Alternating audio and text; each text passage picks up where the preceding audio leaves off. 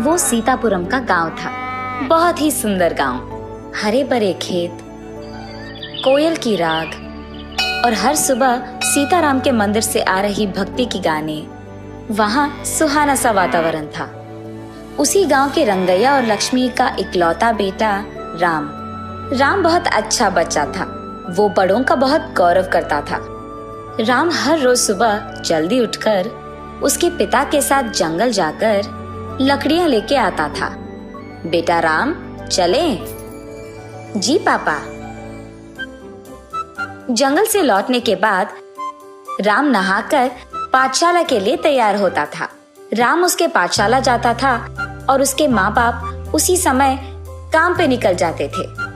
राम उसके गांव में मौजूद सरकारी पाठशाला में 5वीं कक्षा पढ़ रहा था। वो हर रोज पाठशाला जाने से पहले उसी गांव में मौजूद सीताराम मंदिर में भगवान की दर्शन करके जाता था। इतना ही नहीं, वो उसके कक्षा में भी सबसे तेज था। सारे अध्यापकों को भी राम बहुत पसंद। वो हर रोज पाठशाला से घर पहुंचकर उसका होमवर्क करके खेलने उसके दोस्तों के साथ बाहर जाता था और रोज रात को उसके परिवार वाले सारे बैठकर टीवी एक साथ देखते हुए खाना खा लेते थे। सोने से पहले हर रोज राम की माँ उसे एक नैतिक कहानी सुनाती थी। उसके बाद सभी सो जाते थे।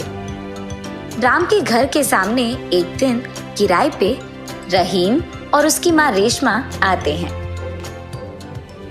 रहीम के पिता का उसके बचपन में ही देहांत हो गया था और रहीम को उसके माँ ने लाडों से पाला था। रहीम बहुत होशियार था और उसको अपनी माँ से बहुत प्यार था। वो बचपन से ही अपनी माँ की हर बात सुनता था। माँ को वो बहुत अच्छी तरह समझता था। राम की माँ एक दिन रहीम की माँ के पास जाकर उनसे बात करने लगती है। ऐसे मेरा बेटा भी इसी गांव के सरकारी पाठशाला में 5वीं कक्षा पढ़ रहा है भाभी। अरे वाह भाभी, मेरा भी बेटा राम उसी पाठशाला की उसी कक्षा में पढ़ रहा है। इतने में रहीम उसके घर पहुंचता है। लक्ष्मी भाभी, अरे भाभी सुनिए, यही मेरा बेटा रहीम है। उसी समय राम भी उसके दोस्तों के साथ घर आते रहता है। राम अपनी माँ को देखते ही उनके पास चले जाता है। ये लो, यही मेरा बेटा राम है। नमस्ते आंटी, आपका बेटा बहुत प्यारा है। बेटा राम, कल से तुम्हारे साथ मेरे बच्चे को भी पाठशाला लेके जाओ ना। जरूर आंटी। अगले दिन पाठशाला को जाने से पहले राम रहीम के घर जाकर, रहीम पाठशाला जाना है, चलो। आया राम। ऐसे वो दोनों स्कूल के लिए निकल जाते हैं। और क्योंकि राम को हर रोज पाठशाला से पहले मंदिर जाने की आदत थी, वो रहीम को मंदिर के अंदर बुलाता है। रहीम, चलो भगवान की दर्शन करके मंदिर होकर जाते हैं।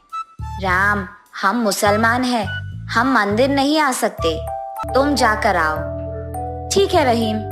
ये कहकर राम मंदिर के अंदर जाकर भगवान के दर्शन करके बाहर आता है। उसके बाद वो दोनों पाठशाला चले जाते हैं। रहीम पाठशाला में भी राम के बगल में बैठता है। राम रहीम दोनों स्कूल में अच्छा पढ़ाई करते हैं। दोनों की मार्क्स अच्छी आती थी। ऐसे ही धीरे धीरे राम रहीम दोनों बहुत अच्छे दोस्त बन जाते हैं। हर रोज मिलकर स्कूल जाना, साथ ही खेलना, ऐसे दोनों बहुत अच्छे दोस्त बन जाते हैं। राम के माता पिता भी रहीम का बहुत अच्छा ख्याल रखते हैं। राम की माँ रहीम को खुद अपने हाथों से खिलाती थी। ऐसे कुछ दिन बीत जाते हैं। ऐसे ही एक दिन जब राम पाठशाला से पहले मंदिर जा रहा था, उसे अचानक एक प्रश्न सूझता है। रहीम मंदिर क्यों नहीं आता है? तब राम रहीम से ऐसे पूछता है, रहीम तुम मंदिर क्यों नहीं आते हो?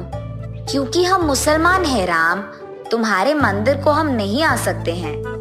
और ये बात छोटे राम को समझ में नहीं आता। उसे हर हाल में रहीम को मंदिर के अंदर लेके ही जाना था, इसीलिए वो रहीम का हाथ पकड़कर उसे मंदिर के अंदर खींचता है। दोनों भगवान के पास जाते हैं। वहाँ मौजूद पंडित रहीम को देख ऐसे कहते हैं, अरे ये क्या है राम, इसको यहाँ लाए हो? ये तो मुसलमान है।